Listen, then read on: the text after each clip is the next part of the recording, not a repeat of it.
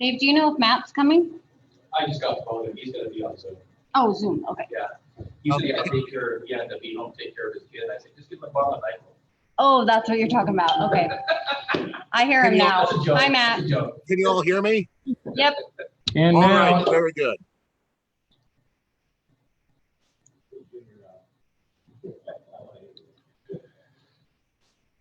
hey, Andrew and Mark, I'm actually going to put you guys on into the waiting room until we're ready for you, if that's all right. Yep.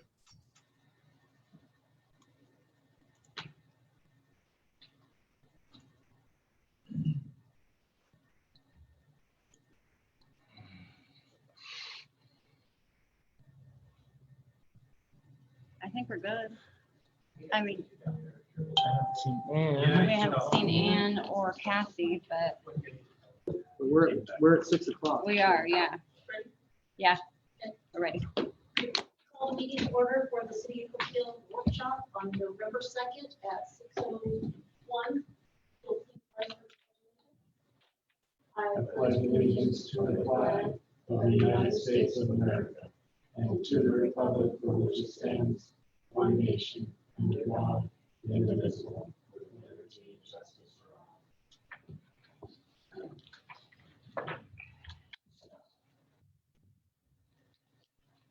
Okay, we're going to start the workshop off with a presentation from, I don't know his name, but Springbrook. Yeah. This is Taylor Lemon from Springbrook. Hello, everyone. Sam, am I good to share now? Yep, go ahead. You should be able to share now. There you are. Awesome. First off, just want to thank everyone for allowing me to be here this evening. Hope everyone's day went well. I'll try to keep it as short, but as informational as possible here. Feel free to stop me if you do have any questions or certainly would like to ask anything that may come to mind. So today we're going to talk about just moving your current on-premise Springbrook environment to the cloud, why that makes sense, why the financially, feature base, as well as future base. So currently right now as a current Springbrook customer, we're also in about 35 other states than Oregon right now. 35 plus years of industry experience. Again, a lot of our current development, support staff, and delivery consultants, some of which you'll be working with, whether you go on premise or you go cloud, will also be former members of your community. So whether they were finance directors, utility clerks, a lot of them transfer out of the local government industry and into Springbrook Software's development program, training program, or delivery consultant program. Which one is that one? One of the big things about moving to our cloud-based product is the innovation and streamline of the integration within all of our modules. So when it comes to not only connecting to other APIs or APIs to other software, whether it be some of your other local governmental software, we want to make sure that that's as seamless as possible, and only moving to the cloud is going to provide that. Another big thing about our cloud platform, I'll dive into a little bit later, is reporting out of the box with Tableau. So we used to have ad hoc reporting, which was a pretty powerful tool, but however, it wasn't as user friendly. So Tableau really applies to a lot of local government. They came in probably about 10 years ago and really disrupted the industry in terms of data reporting and visualizations. So that's something we've actually included into our cloud platform upgrade. So that's part of your cloud fee. It's not an additional cost, nor will it be, since you would be grandfathered in if we ever did make that decision. But again, that's not something we're going to be doing. For those who just aren't familiar with Tableau, again, it's a really, really big visualization and data reporting sharing tool. So if you just look to the right here, some of these graphs and reports, visualizations are things that you're going to be or going to have access to. So not necessarily this data that's being presented, but just the visualizations, again, out of the box will be something that you can drag and drop your data into. So think about these council meetings, these board meetings that you're having handouts or paper reports. You could have a live screen just reporting this real-time data out of your Springbrook system. So something that could always be evolving, again, part of something of your main landscape, which is those reports.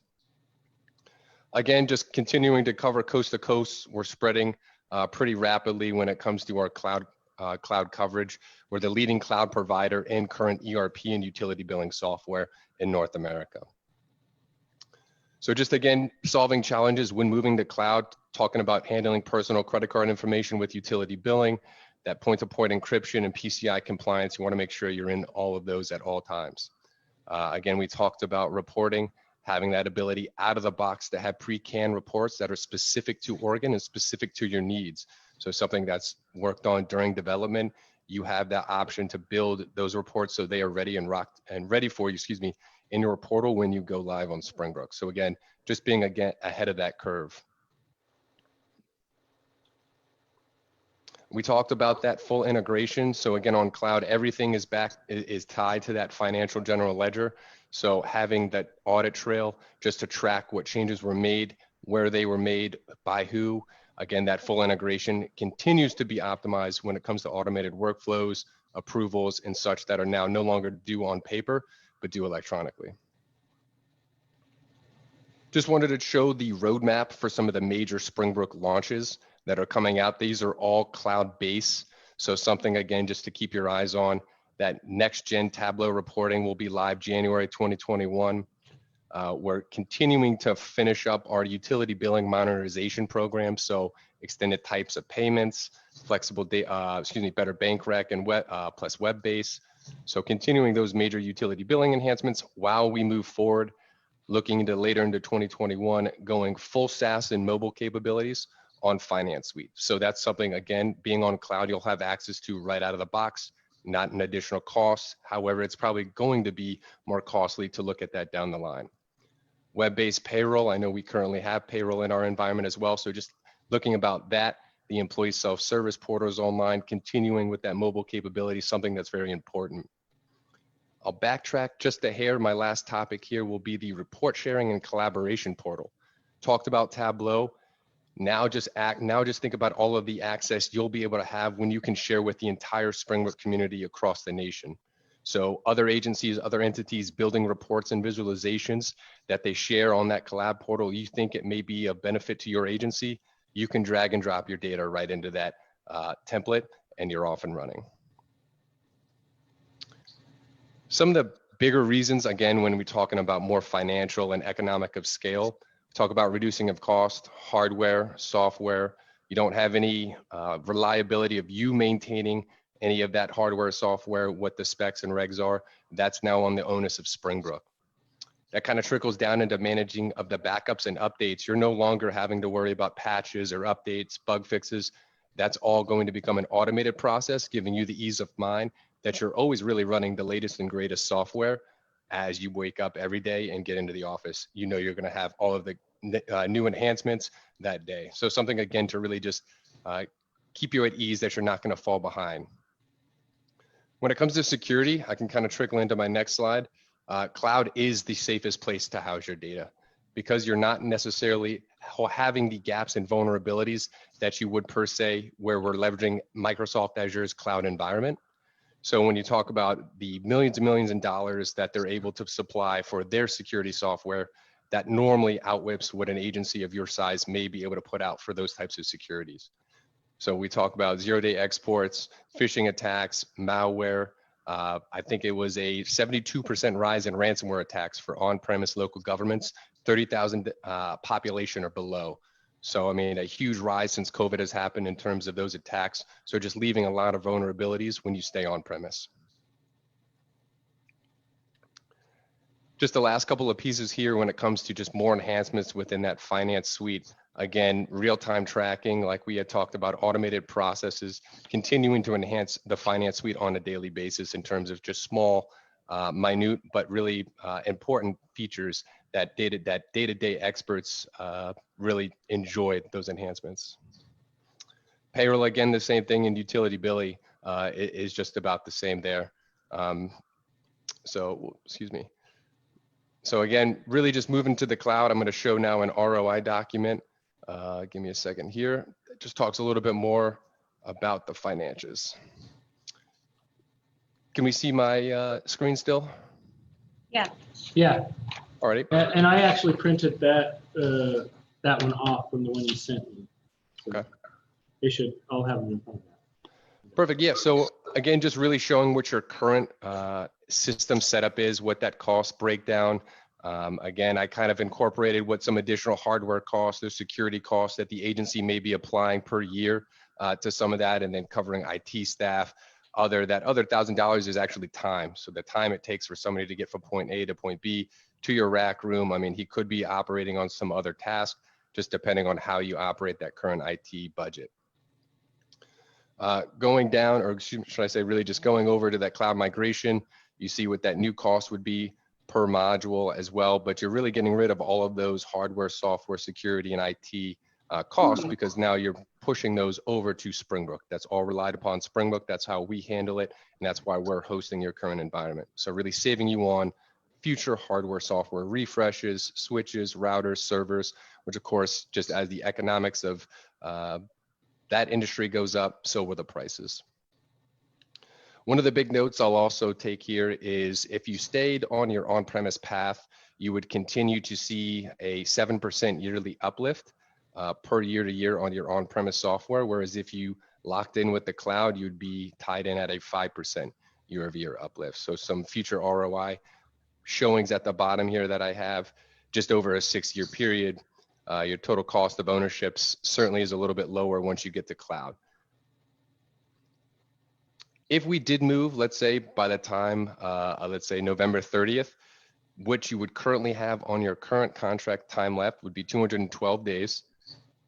You'd have about $7,891 of that credit of your current time remaining of value of your on-premise contract.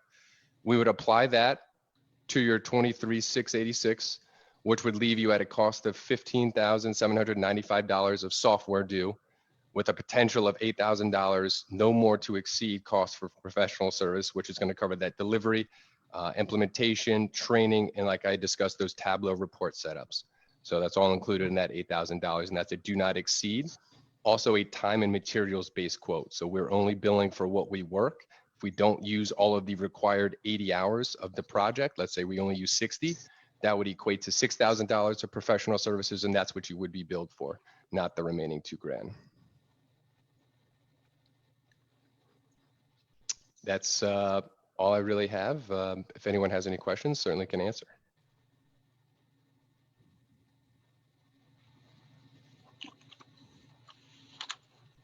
So, Taylor, you would be doing, your company would be doing all of the inputting and getting everything set up for the city, is that correct? That is correct. Yep. So we would do the conversion, all of the data from your on-premise to your cloud. We'd be training the entire staff on what is the new features, enhancements, if there is any process changes. We'd be setting up all the configurations for the automated workflows and approvals. So who would be the approvers, who would be the backup approvers, et cetera, and as well as doing the entire Tableau implementation as well.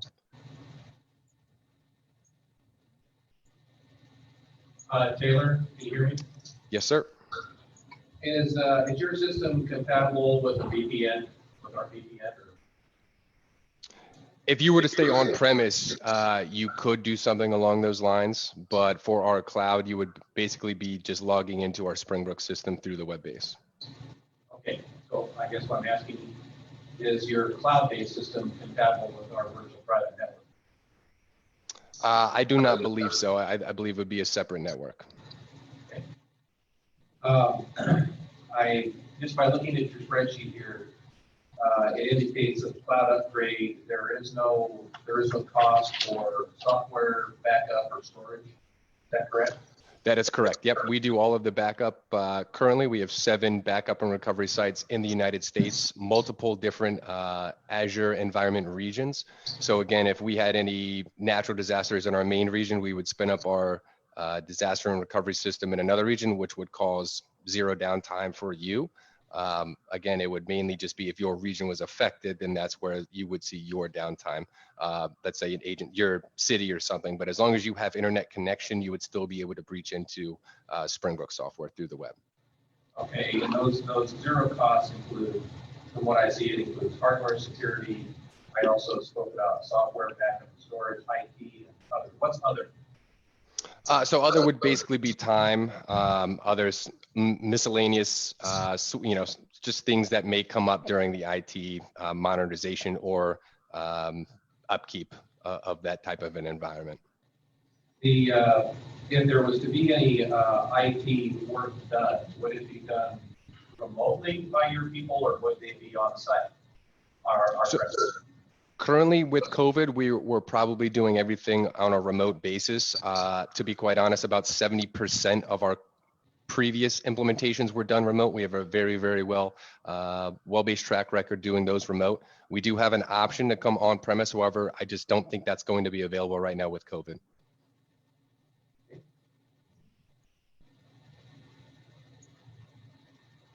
Approximately how long does it take you to set up everything that they'd be ready to go? Yep. So the timeline for this project, if we were to lock this in before the Thanksgiving holiday, we'd probably be at a 4 to 5 month time frame for full go live of the entire project. And that's, again, I'm incorporating the holidays, so it probably could be a little bit quicker, just depending on what comes in terms of the backlog before that holiday. But again, you're looking at a 4 to 5 month timeline with the holidays. So Tyler, knowing that our current Springbrook is way outdated, this cloud-based upgrade would take care of all that, correct? You said was out of date. I just couldn't get that. Yeah, it's out of date. Correct. Yes. So you would on this cloud system, you'd be running the latest and greatest version of Springbrook, which would continue to be the latest and greatest version with the automated rollouts of version enhancements. On top of that, you would not have to pay for any additional version upgrades in the future, because again, those would be automated through your cloud version. So that's something that, again, going to cloud, you no longer have to budget for those on a yearly basis, because we'd be rolling out yearly updates, version updates, or bi-yearly, just depending on, again, falling behind or choosing not to upgrade one year.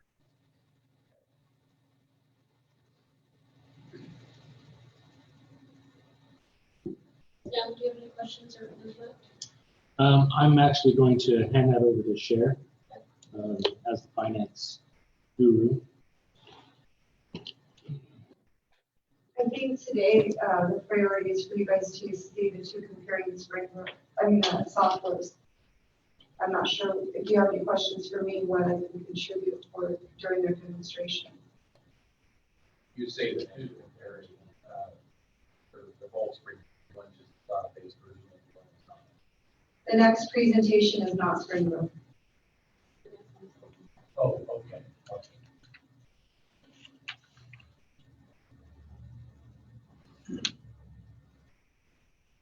I'm okay. Did you have any questions?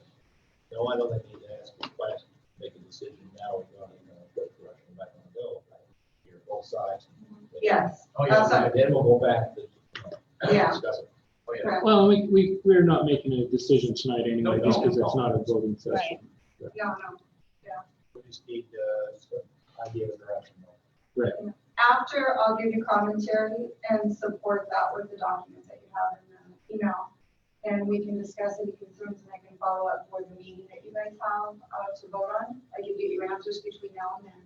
I just wanted to let you have an opportunity to freely view those presentations.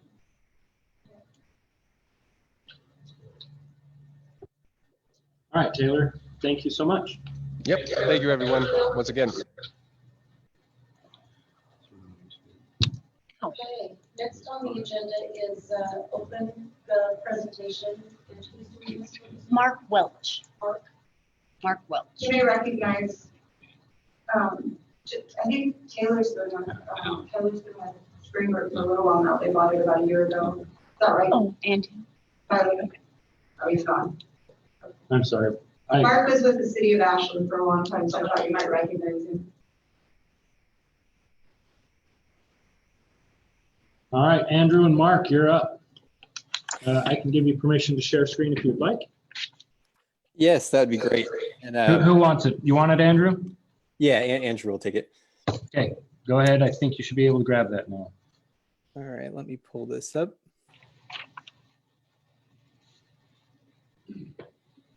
And let me know if you're able to see that.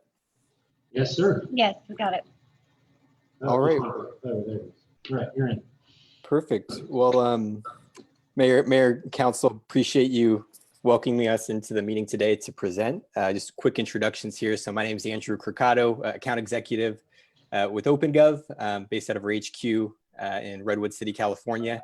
I've been working really closely with Sam and Sherilyn over the past several months regarding the city's goals for modernizing the ERP and financial system. And so excited to share a little bit here about OpenGov and answer any questions that you have. I do have my colleague Mark on the line as well. Mark, do you want to give a quick intro? Yep. So Mark Welch, I work on the consulting side of OpenGov. I recently joined the team about a year ago after spending about 15 years in local government finance. And as Charlene was mentioning, I was Administrative Services Director with Ashton, Oregon prior to joining. So just excited to talk to you guys today. Perfect. So what I'll do is I'll start with a quick intro and background to OpenGov. I'll recap the discussions that we've had with Sam and Sherilyn. Sam, Sherilyn, please feel free to be honest as we go through this. And then we'll go through a presentation more so focused on the things that mayor, council, and the public would receive out of the partnership. And then we'll dive into the back-end financial system. Please, as we're going through, if there's any questions, feel free to shout them out. Happy to address it as we're going through. So as far as the quick background to OpenGov, so we were founded in 2012 based out of Redwood City. It's the leading modern cloud ERP for local government. Our platform's pretty big, but what we'll focus on here today is the financial suite, the budgeting and planning suite, as well as the reporting and transparency platform. And working with staff, we've identified quite a few challenges that you've had over the last few years, and then a few goals as well that the city is looking to achieve in the next year or two. Again, Sam, Sherilyn, please feel free to stop me and keep me honest as I'm going through this.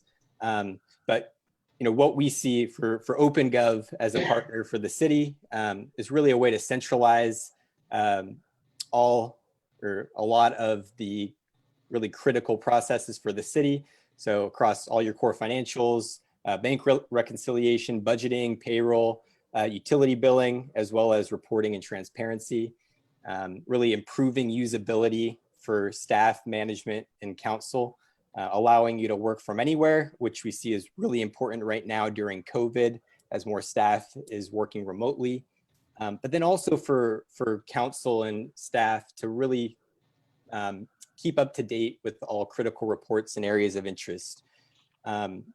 Sherilyn, maybe I'll just pass it over to you for a second. I know you mentioned this was a goal and council was interested in kind of keeping more up to date with what's going on with financial status as well as just current citywide operation. Am I understanding that right?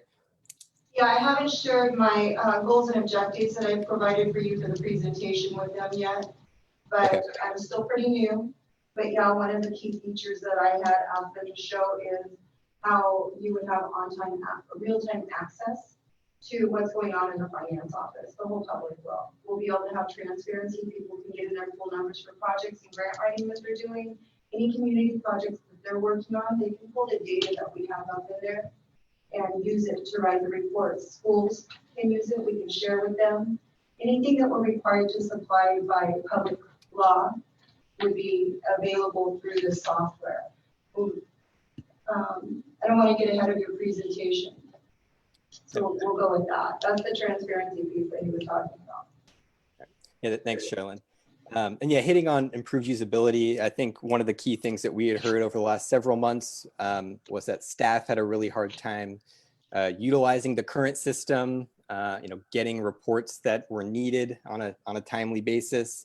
And then also staff that wasn't finance just wasn't all that comfortable getting into the platform. And so we'll show you a little bit here about how our system really helps all city staff get a good understanding of where they're tracking against their budgets, their spending, and they're able to get real-time reporting as well. The other big one that we had heard was integrated payroll. I had heard that there had been a lot of challenges running payroll in the past, for a whole lot of different reasons. I heard there's a lot of transfer between systems, things didn't always add up correctly. So this system will integrate all of that into one platform. One, ensuring accuracy, but then two, saving staff a lot of time and actually transferring data over. 4 is the online engagement and transparency. So really taking the information that you have, different citywide strategic initiatives, being able to use that to share out to residents in a really easy to use way, and then also gather feedback. And then lastly, number 5, I think this is really maybe the most important thing, for any ERP that's working with the city, is a really tight knit partnership. And so, for us, we take our deployments, we take our customer success very seriously. With the subscription comes, premium support, all different ways to contact us, your own customer success manager, as well as access to OpenGov University. So we really do aim to invest a lot in our customers, because we know that your success is our success. Cheryl, anything that I missed here?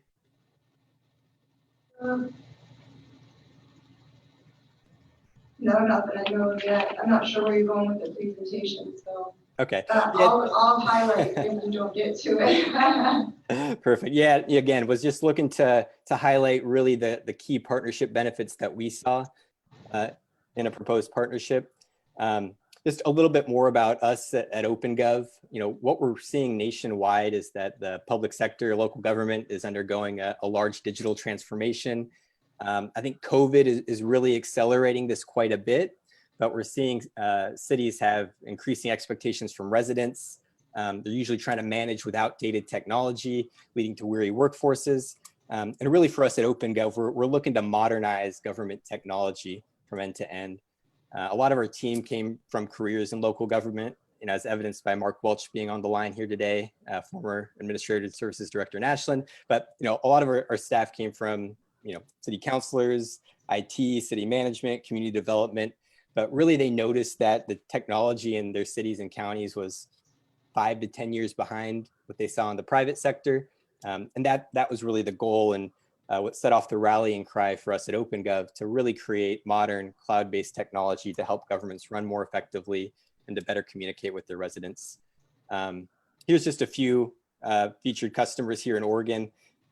We do work with over 1,100 cities, counties, special districts nationwide, but a few in the area here as well.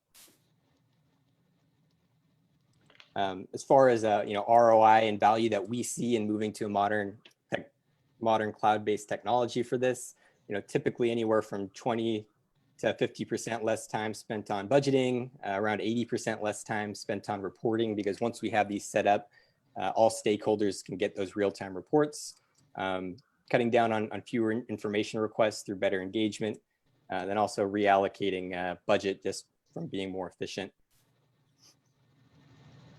Any questions on OpenGov and our background before we actually show you a couple screens here and jump into the tool? So how long do you think it would take to get the software set up for the city? Yeah, good question. And this is actually something that we had been working closely with Sherilyn and Sam on right now. We want to build out a very specific project plan for you should you become a customer. Typically what we see is, for a full end-to-end deployment, anywhere from 9 months to a year or so. However, we can also, if there's certain areas of the platform that you like to get up and running first, we can do that on an expedited timeline.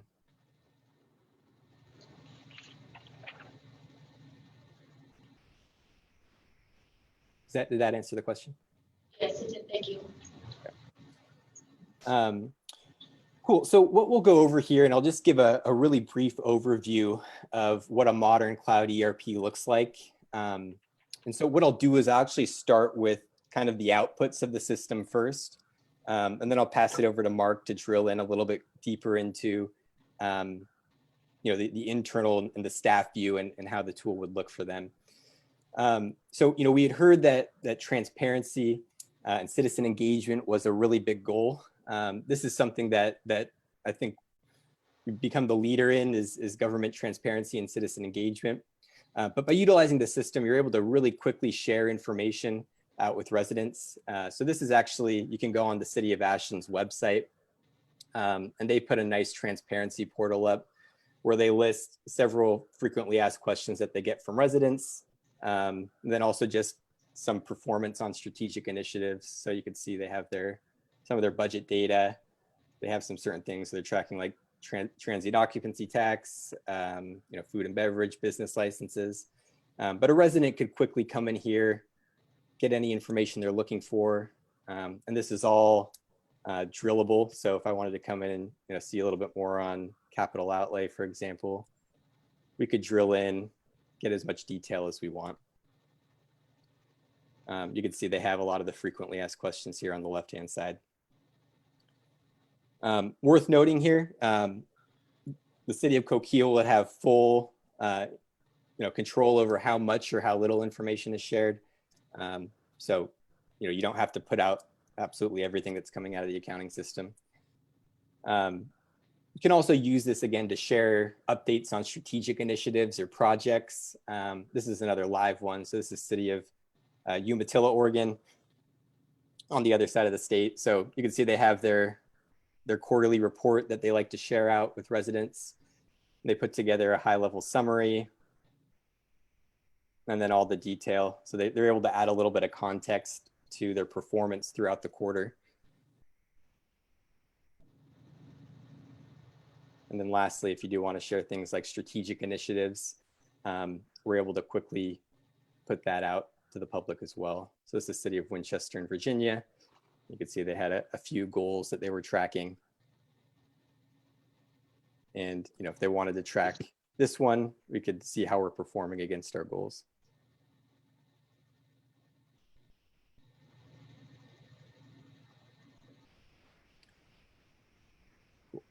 The other, was there a question? No. Okay. So the other big area that we had mentioned is, again, that idea of having access to real-time information and data for department heads, for management, for council, and then also, again, if you do want to put it out to the public. But I'll show kind of the internal views that are used for staff.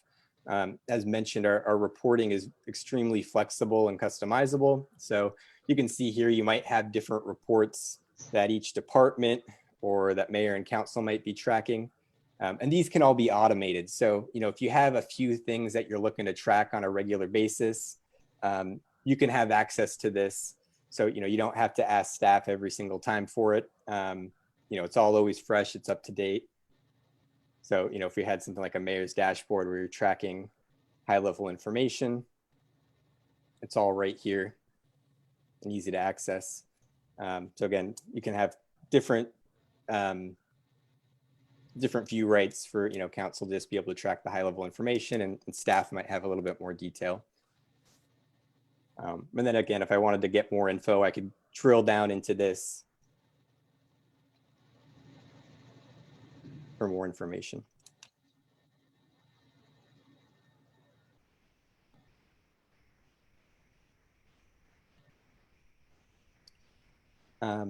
Any questions so far on how you can use this to engage residents or share strategic initiatives or the real-time reporting?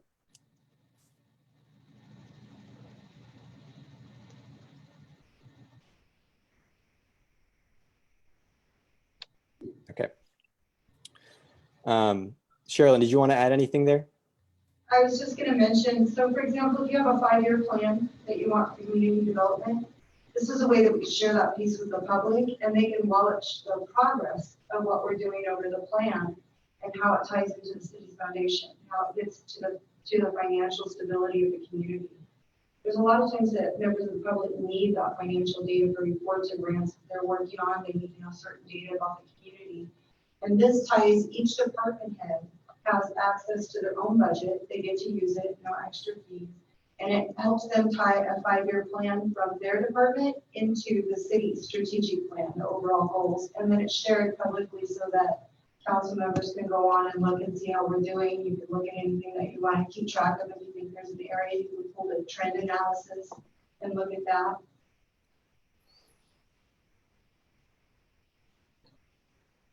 Yep.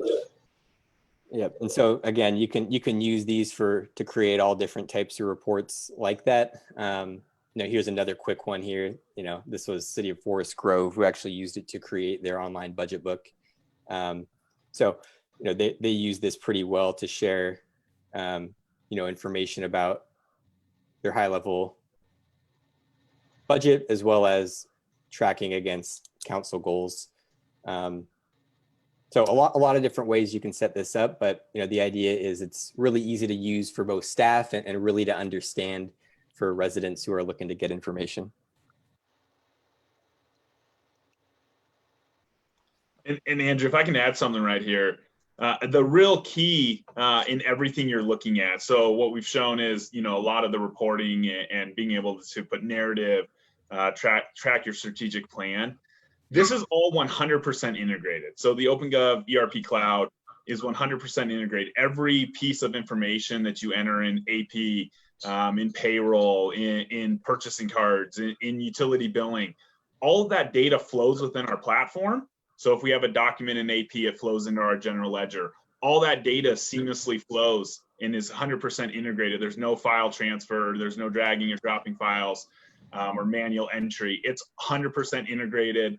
When you're entering information, it flows across the platform, and then you get it into a report format where you're able to do your analysis, and then more importantly, taking that same data, putting it public facing, being able to tell your story and put some narrative around it.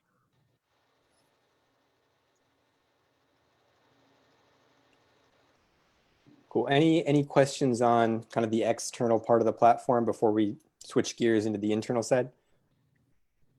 So I'm a little bit confused on this.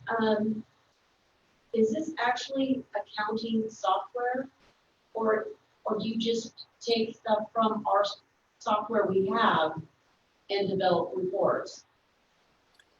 Yeah, good question. Yeah, and my apologies if we didn't talk about the back-end accounting system in detail quite yet, but this is a full-fledged accounting system. So this will cover everything from your general ledger, payroll, utility billing, all your core financials. What we were showing you so far was really just the external outputs of all of that. Okay. So what you're saying, Andrew, is that it's not just a records management system. It's on the back end. It's also accounting. That's right. So if we were to do all of our payroll in-house, everything that we do, our accounts payable, our utility billing, everything of that nature, could be done with this system. Is that correct? That's right. Yes. So that's where actually where all the information would start. Would be processing. Your the one thing I have really. You say that your system allows. I'm all for transparency. You're saying that the system allows transparency and the general public to see everything that we want them. I hate to say use that for one place, but for stuff that they're working on, what would really, for a town our size? I mean, I was born and raised in Ashland, so I mean I know how big Ashland is. But for a town our size, what benefit does that have with us?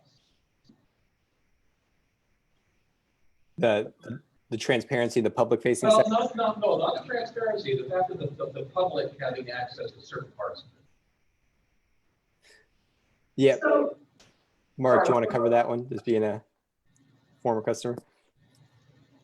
Yeah, I mean the big piece is just that data's there and is available. So if your public's asking for it, I don't know the number of public records requests you get or the questions during budget season and whatnot, but it's just the data's there so that, in terms of communicating around capital projects, if you're doing one, or being able to communicate some of the priorities or focus areas within the city, all that data is there. And we just give you the tool on top of what you're already using to be able to communicate that to the public.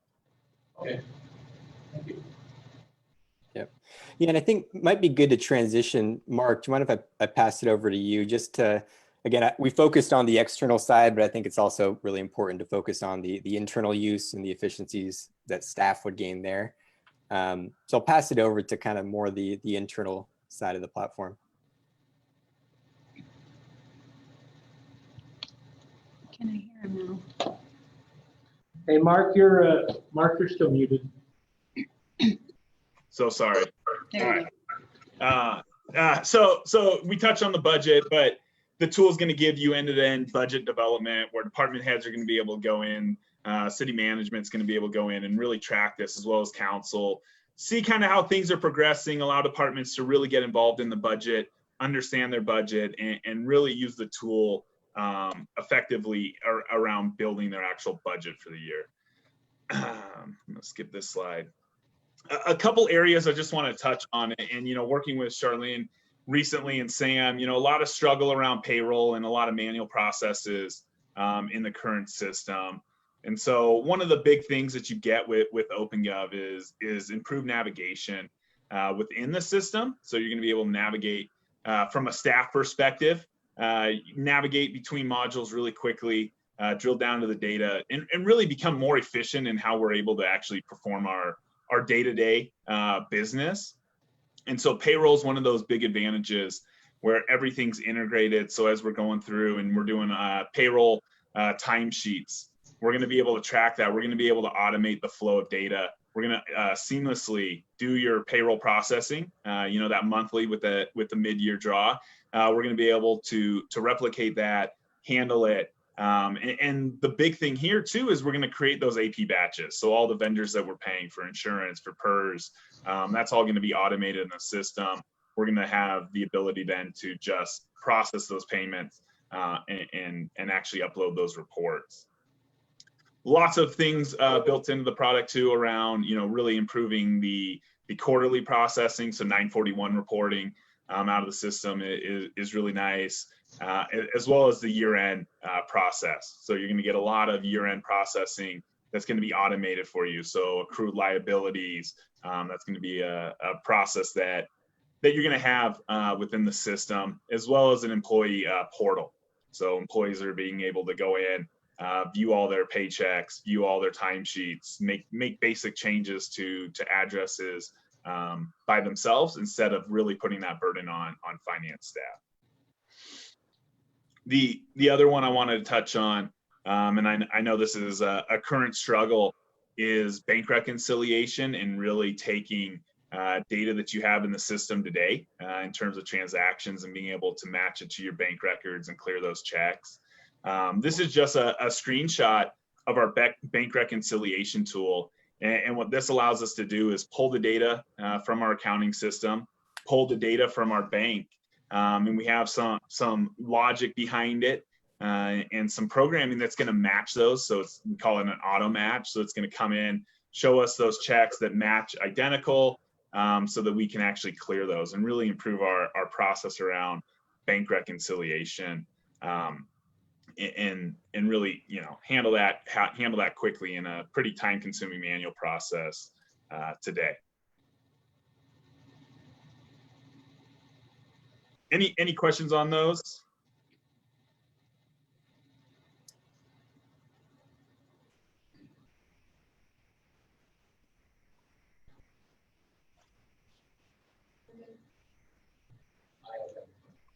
You say, Sherilyn, anything you wanted to add there? I know you mentioned a little bit on. I just wanted to highlight part of what they were talking about is in the current systems design that we're using, a lot of these activities are extra activities that you have to do separate around more data entry. It's more time consuming, it's labor intensive. In other words, carrying invoices back and forth from all the department heads.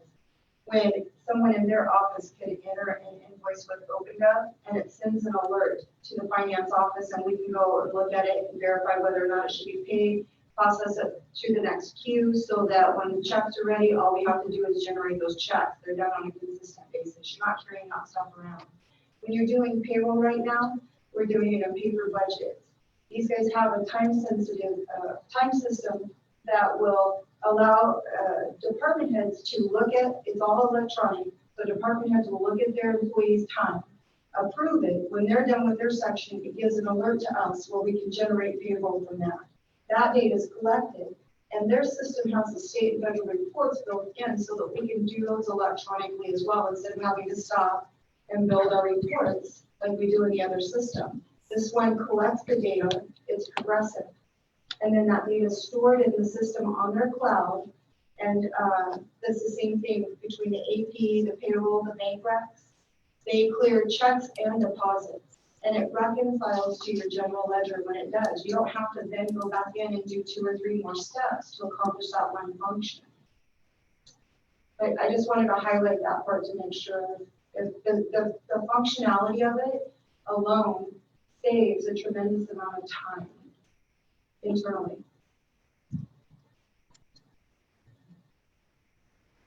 Yep, exactly. Thanks, Charlene, for that. So just coming back to the home screen, this is the fully integrated OpenGov cloud, where and the other thing we should have touched on a little bit is our implementation methodology. Is we want to partner with you and consult.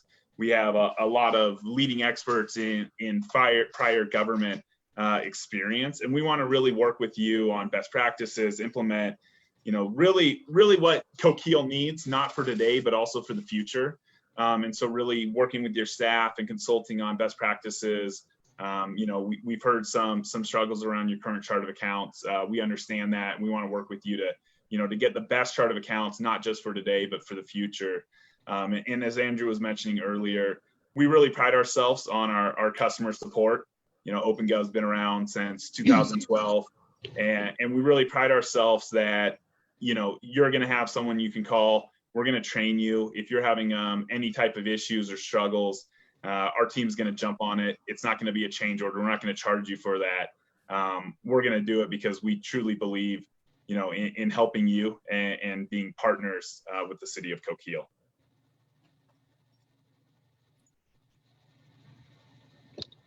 So I have a question on the transparency. What does the council and the citizens see? Do they just see the general ledger when we're done doing payroll, when we're done doing accounts payable? Yeah, really good question. And utility billing also. Yep. Yeah, so it's fully up to the city staff on what you want to show. So you can show, general ledger reports. You can just show the budgetary data.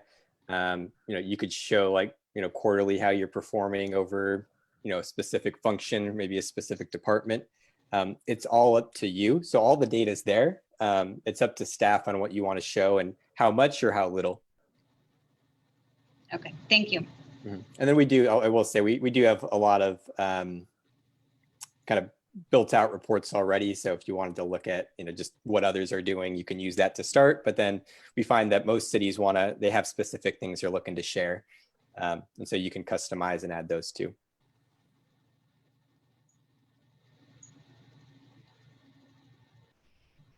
Okay. So any other questions? No, I don't have a question. This Kyle, they're pretty quiet. Kyle, you have a question? No, you guys are asking all the right questions. Yeah, do you have any questions? You've been pretty quiet all day. I think Matt's out there too, right? Matt's out there. As Kyle's muted right now. He just unmuted himself. Yeah, There he goes. muted. I don't have that many questions. Mine is, what's the total cost that OpenGov is going to be coming to us with? Yep. Yeah, so that's I guess, Sam, did you want to answer? Do you want us to? No, you can answer. That's fine. Yeah, sure. So looking at, basically the way we do our structuring. So we have a software cost and then a one-time deployment training cost. And so the software cost is yearly, and that covers all of support, all the software subscriptions. It also covers all updates to the platform, which we do bi-weekly or monthly at no additional charge. So that's the ongoing cost, and then there's a one-time deployment cost. We're working closely with Sam and Sherilyn to provide a really detailed project plan, but we're looking at a kind of a do not exceed number of 150,000 for year one, and then ongoing cost of 44,000 or so. And I just want to highlight the numbers that you're looking at there. This company, that includes all costs. So there are additional income. There are additional costs with the other. For example, you have to pay $5,000 for training and plus hotel and travel to get that person to the site or to get their staff to you to help with training. This is all included in this software price. Those are not extra costs. This quote is for everything. And so will they come to us and train, or is it over the phone? For deployment, it's going to be on site for part of it, for most of it. But for ongoing, they don't have to come back and forth. The system is set up where it already takes care of itself. That's included in your software. They have 800 numbers. They have trainers available, just like you would if you called in for your computer, except these guys, are supporting their own system. It's not outsourced, correct? That's right. Yeah, so no additional cost for hosting. So if you have anyone new come, like for right now, this quote was $5,000 plus hotel, meals, and all the downtime from being away from work. It would have cost with the other system. And in the new cloud system, the costs are the same. They're in the quote that they gave us that were emailed to you. Also, the deployment for these guys is them. They come and do it. They assure it. They guarantee it. We have that backup. They stick by your side for 18 months to make sure that you don't have any issues if it's needed. And it's included in the cost of the reporting. The other one is going to be primarily staff. In addition to our regular duties, is going to have to be doing the deployment on the other software. So there's a lot of cost variances that aren't necessarily easily identified until you start looking at the breakdown of each of the proposals. So these guys are giving us a full quote. This is what they're going to cost up and running. Councilor Rod, do you have any questions out there? Matt, do you have any questions? Matt, do you have any questions?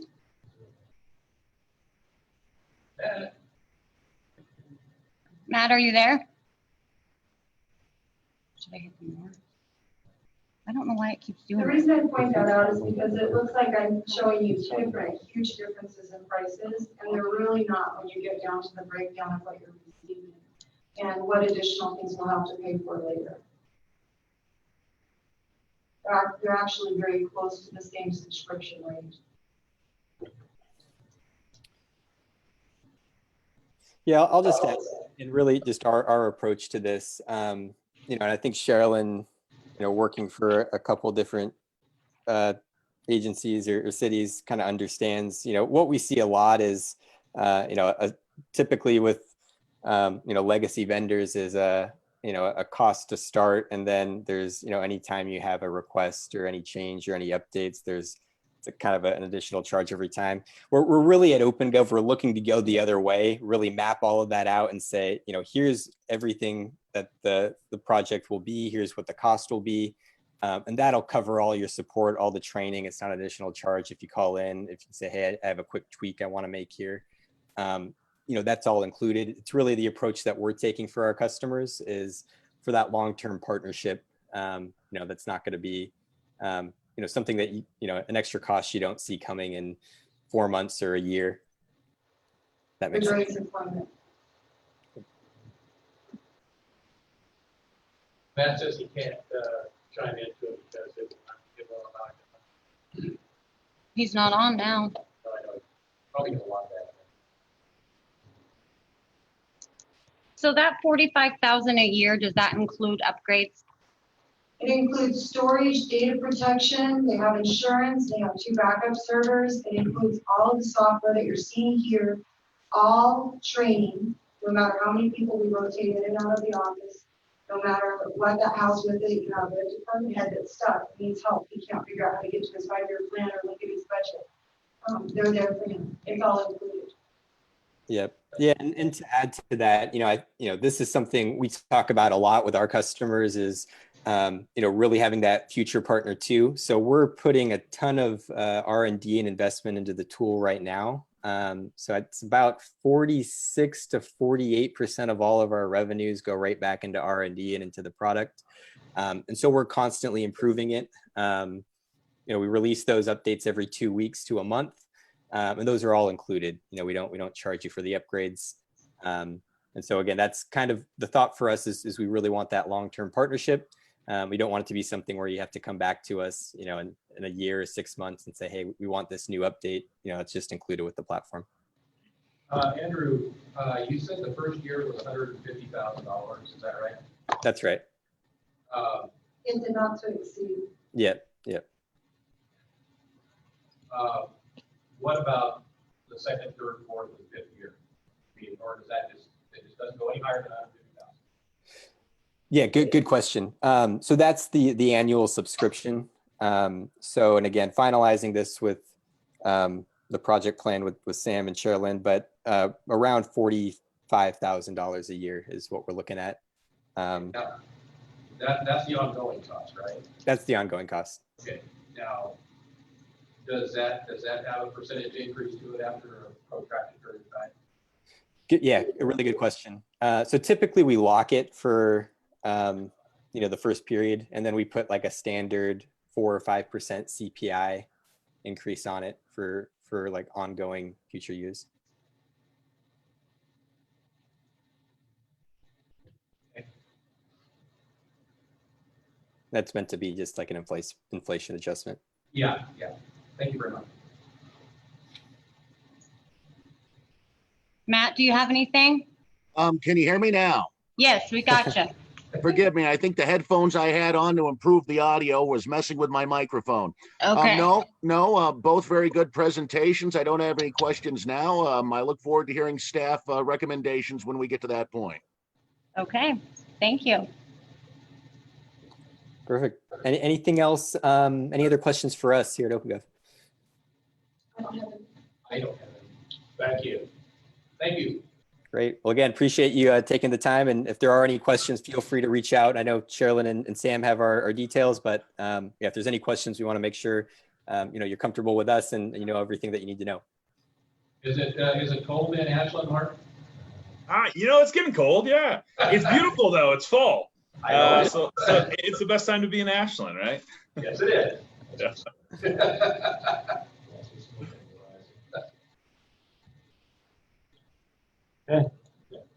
That's it. All right. Thanks all. Thank you.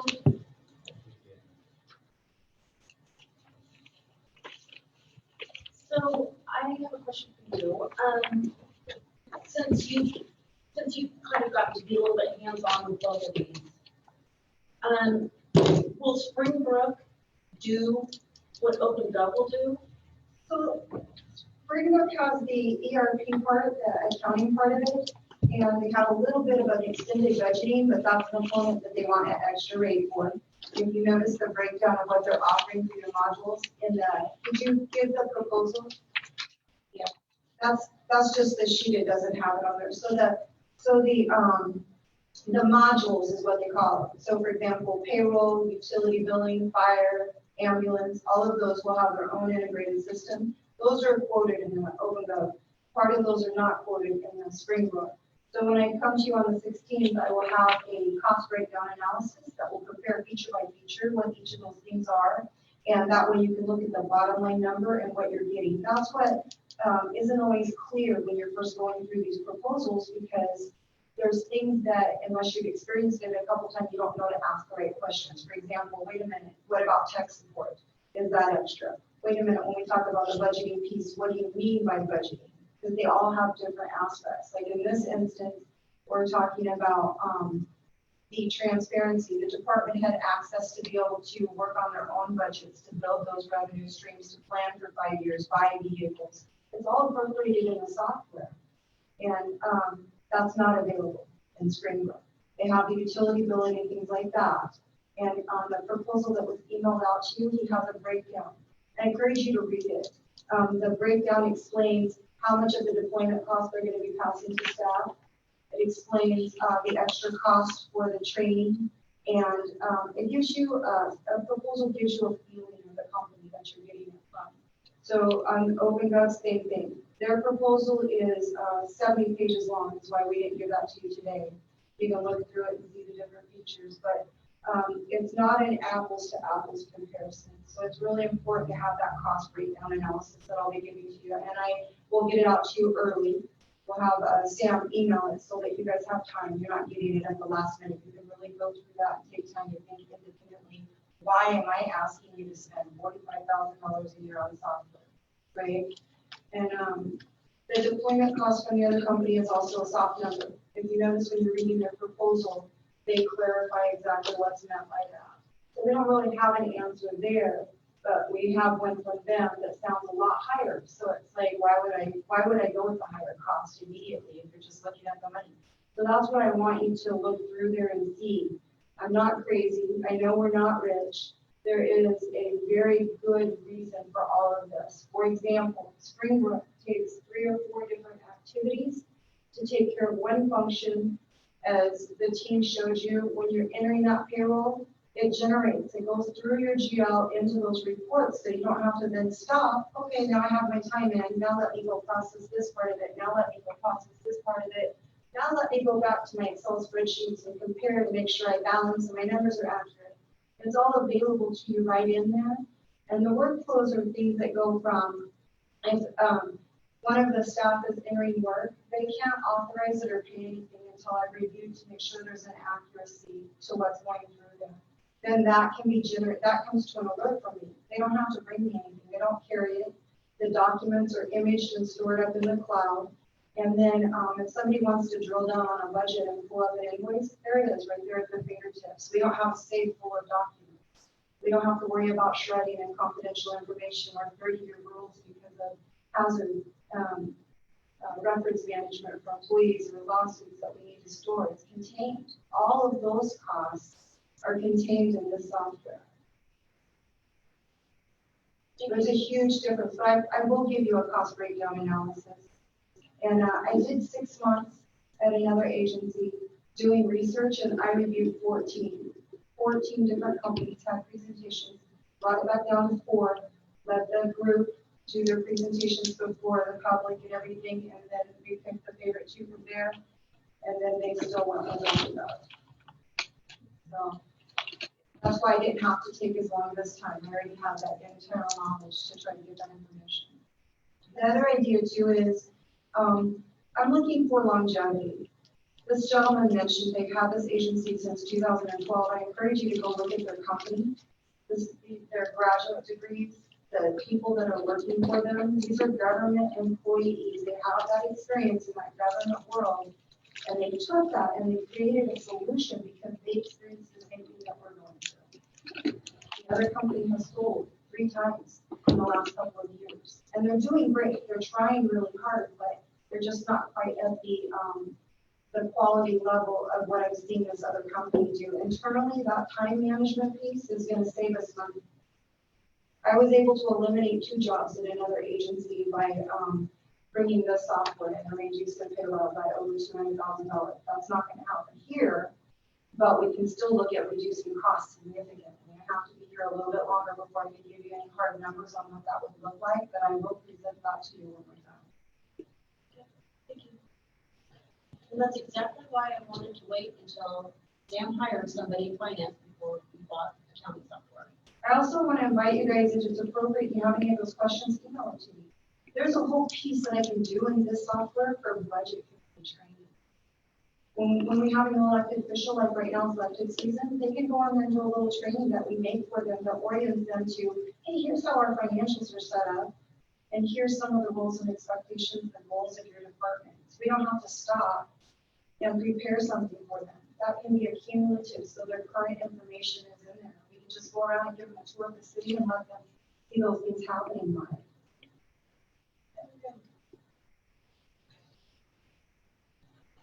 Okay. All right. Moving on. Moving on. So last time we met, I was given instructions to look more into the Corona Relief Fund to see what we could actually use the money on. I spent a lot of time and I had hundreds and hundreds of papers or hundreds and hundreds of pages worth of information. I narrowed it down to these 8, which was actually provided by, it was the CRF group. But this really gives us the highlights. we were asked if we could use, how we could get money straight from the corona relief to the general public. I had only came across one organization, one city that was helping with like rent assistance. That was Hillsborough, and they had several $1 million to throw at it, where we have about $80,000. And they have a full-time staff devoted specifically to helping with rent, and they were still working out some of the bugs on who qualified, and how they could work through that very particular aspect. They were on their 4th round of funding for rent assistance. They had, I think it was $2.5 million is what they had given out during that time. More popular, more cities were doing utility assistance.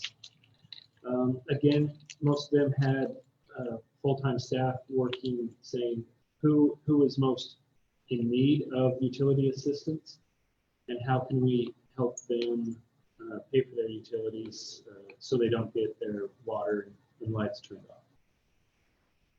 Those were really the two examples I found of money coming straight from the city into public hands and support.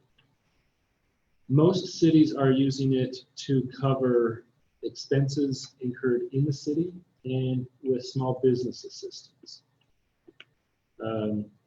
Examples of items that the cities were using it for, if you go with me to, I'm on page 3, number 3, it says payroll expenses for public safety. And a lot of cities that I was on the conference call with, when they were using it for public safety, they were paying the wages for anybody that was in public safety that has to come in contact with anybody that was COVID positive. They didn't even have to be on that. They didn't have to be on a COVID positive call, but since there was always that option, that possibility, thank you. They were able to use that to offset the cost of all of their payroll for those public safety individuals.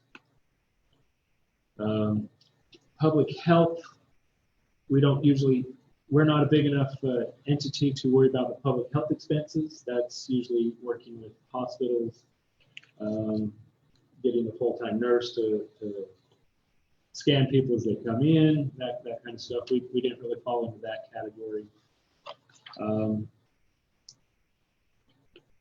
And then, of course, the biggest one that I came across was number 5, the provision for economic support.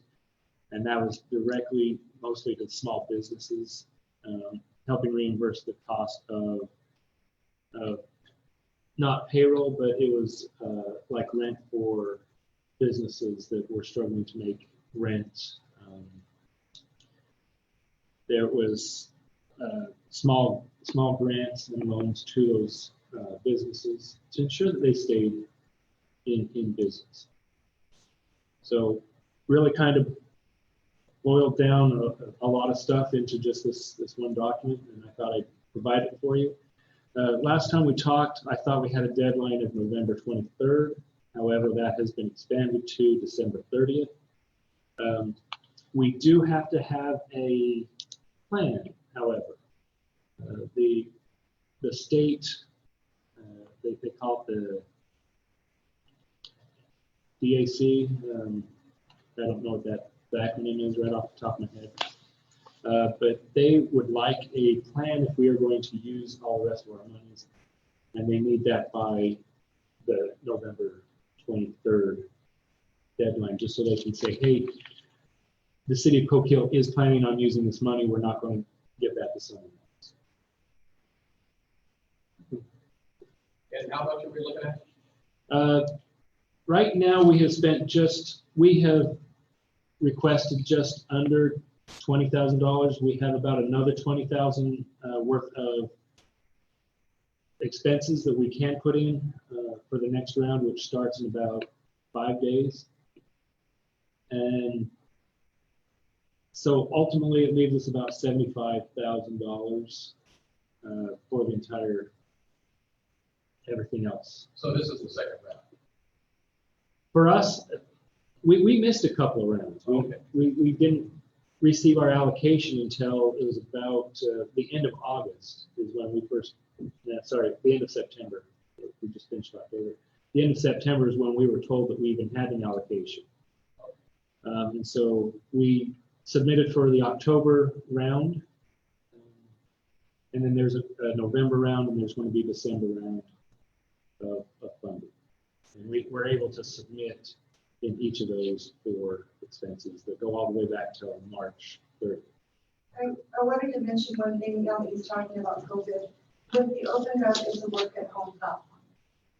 We would not be disabled. We could actually work from home if we had to. So that's appropriate to use part of the COVID money for deployment costs. Just wanted to throw that out there because I know that's the biggest chunk. To go along with that, there are the three big costs, the three big tests, right? One, is it necessary expenditures incurred due to the public health emergency? Were not accounted for in the budget. Most recently approved in by March 27th of 2020, and they were incurred between March 1 and December 30th. And so we do have a claim towards the software of, we weren't planning on work from home software, but we had a little bit put away for accounting software, so we wouldn't be able to get all, apply for all of it.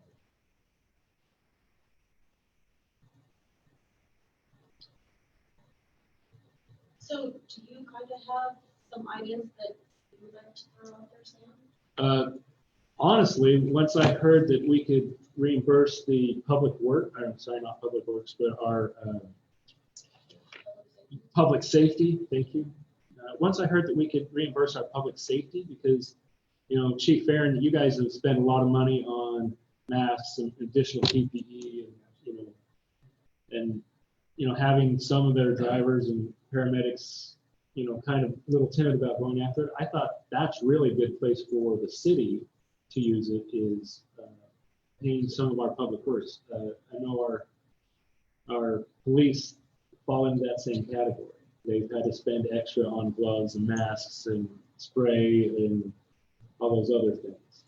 I have to agree with that.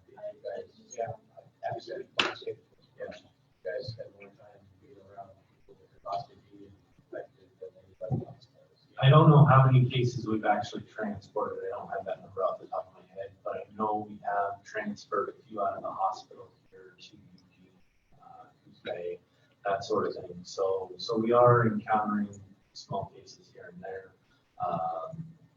It's not considered an exposure because we are wearing full PPE on those cases, but it's definitely on the back of people's minds whenever they're going out there and dealing with some of the patients we have. Any codes that we have, CPR and progress calls that we have, we're having to take more precautions than we used to whenever we're going out there and dealing with those, because we don't know if those people went down because of COVID or if they went down because of something else. Right. And essentially, you're having to, I guess, for lack of better, kind of assume the worst. Correct. Yeah, that's kind of what we're doing. We're preparing for the worst just in case when they do test the patient, they do come back positive. Then we don't have to put anybody on a 2-week quarantine to protect the rest of the department. And that would be devastating, I know, to your department if you had to put anybody on a 2-week quarantine. So what are you looking for, Sam? Are you looking to just kind of get an idea here? I know we're not making decisions, but. Yeah, that's what I'm looking for, is, open discussion. What would you like to see this money spent on, or how would you like to see it spent? benefit anybody. Sorry. When I first heard about this, the first thing I thought about was the last budget meeting when Chief Barron said that we need our paramedic. Period. That's what we need over here for people. So that's just something that public safety regarding those people who are on the line. Sam, have you had any small businesses or any of the businesses come to you and ask if there was any help from the city for them? I did like way at the beginning back in March, but that's before we even had an allocation. I haven't had anybody recently. And the state has just recently released a bunch of rental assistance and food security aid too. There's a new round of funding for that. So a lot of that stuff's already, those needs are being met. It is. They're right. We're probably looking at another federal stimulus coming down here, probably relatively quickly. Paycheck Protection Act, and also from the businesses. Just to interject a thought, it is true that there's been help from the state for renters and utility assistance, just like there's been billions and billions and billions and billions of dollars allocated from the federal government and the state for businesses. And as a matter of fact, Banner Bank, I think, just made 1.5 billion available in small business assistance. Okay, there we go. I just wanted to make sure that was still working. And so, it's really a question of how we can use this, relatively small amount of money as far as budget is concerned, benefit the community the most. And I think the public safety support is the most important. That said, I would question why we could give money to businesses to stay in and pay rent without additional staff, but we couldn't actually help, tenants. I'm very skeptical that any business that would take a grant as small as we could offer through this program would be able to survive regardless of our assistance. There's adequate credit available to these businesses if they have adequate resources and business planning, and more subsidy from the taxpayers I'm not particularly fond of. So I'd like to see this go to public safety and benefit all the taxpayers and businesses equally. Thank you, Councilor Rao. And I agree with that, in talking with other cities that have done this, again, a lot of them have a lot more money than we do. It's based off of population. When I was talking with Hillsborough, they were giving out to small businesses $5,000 a pop. They were on their like sixth round or fifth round of funding.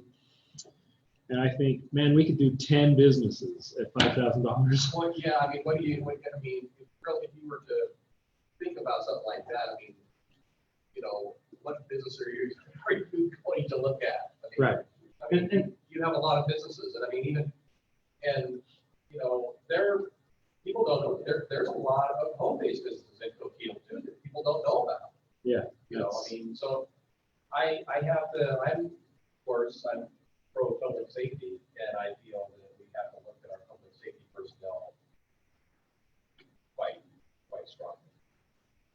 They're the ones that are trying so hard to save for capital assets.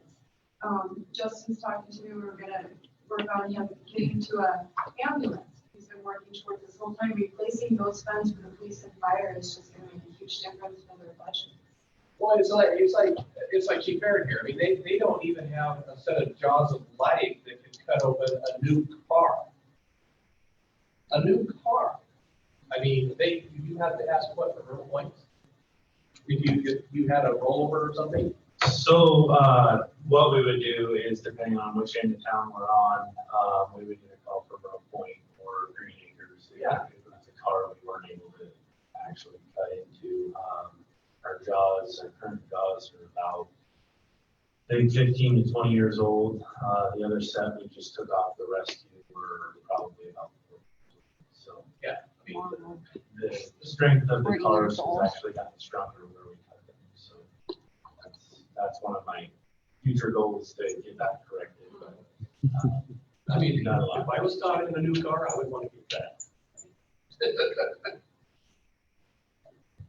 Anyway, so that was just the discussion we wanted to have. I don't know if this has to, and James, you might be able to help me on this, but I don't know if this actually has to come to a vote.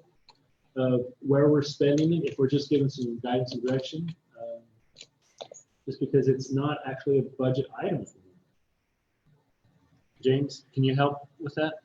I can't help you with a definitive yes, the law says yes or no on that. I think it is more a matter of council city manager relations and how the council wants to handle that. It's a fairly significant policy decision, I think, how these funds are going to be expended. So I would lean towards getting some direction from the council. I don't think that has to be approving a detailed written plan, but it could be authorizing the city manager to direct those funds towards the city's internal expenses with a focus on public safety or whatever it is that the council decides. Like I said, I don't think it's there is no definitive answer on this. I think it's a matter of how much direction the council feels it needs to give.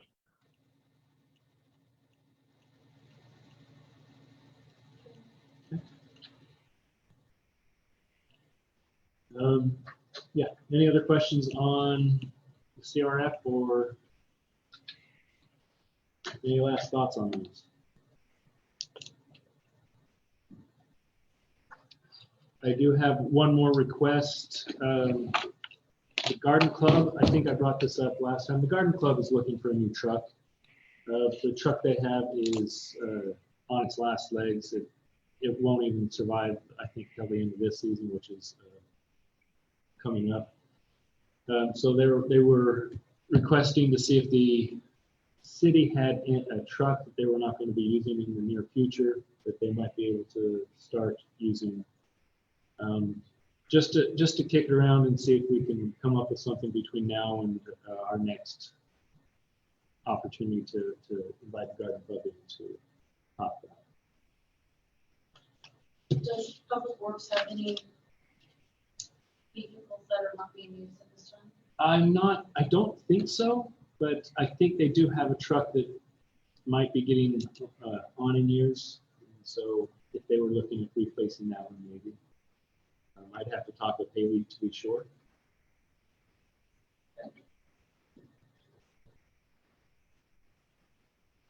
I mean, Chief Barron, you have like a tender that isn't working.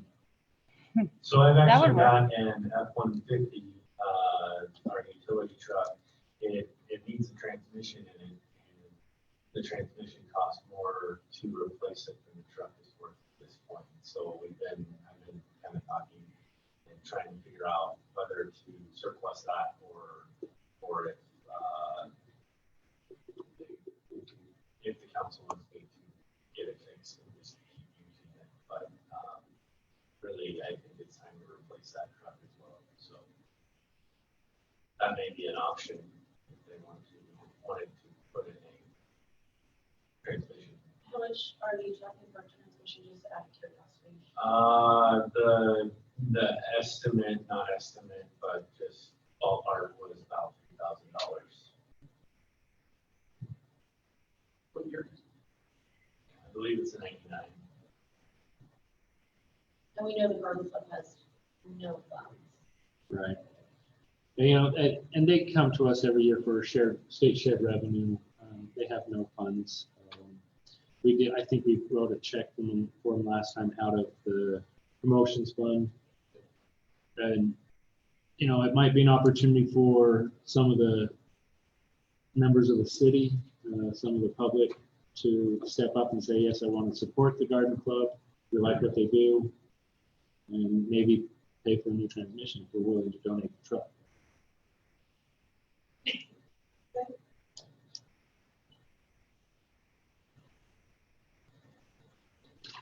That's all I got. That's it. I don't see any, did you see any comments? I know we're in workshop. No, I didn't. Nope. I looked. I see that there's 3, but when I touch it, it wants to start talking. Oh, yeah, that's what happened. That's why it went. Yep. But no, we don't do public participation, so we'll just skip it. Okay, if there's anything else, is there anything Yeah, else? can I ask one more question? Can I ask a question? Oh, yes, Kyle. On the COVID relief funds, is there a time allotment we have to use the funds? We have to have the plan put in by the end of this month of how we're going to use it. And we need to enact that plan by December 30th and have all funds spent by December 30th. And then we can go in for reimbursement up until February 15th-ish, if that all makes sense. Yeah, so basically if we have this plan drafted up, whatever funding we get, we have to spend by the new year. Yeah, that's it. Okay, great. That's what I wanted to know. Thank you. Is there anything else, counselors? Okay, if there's nothing else, I'll end the meeting at 7:23. Thank you, guys.